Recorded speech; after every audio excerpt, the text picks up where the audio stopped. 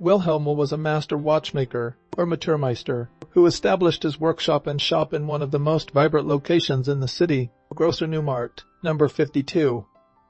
Between the 1840s and the 1870s, Großer Neumarkt was not merely a square, but a central hub of commerce where the finest craftsmen of the city were concentrated.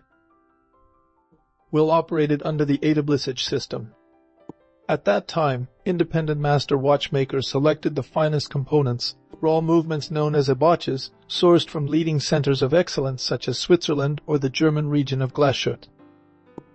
Wilhelm Wille's work consisted of technical finishing, fine adjustment of the escapement, regulation of the mainspring, and final assembly in cases made from noble materials, most often silver or gold.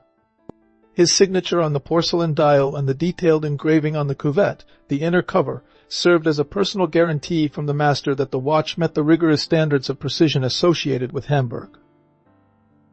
Although the work of individual craftsmen like Wille was eventually absorbed by the industrialization of watchmaking at the end of the 19th century, the name Wilhelm Wille remains in historical records as an example of German artisanal rigor.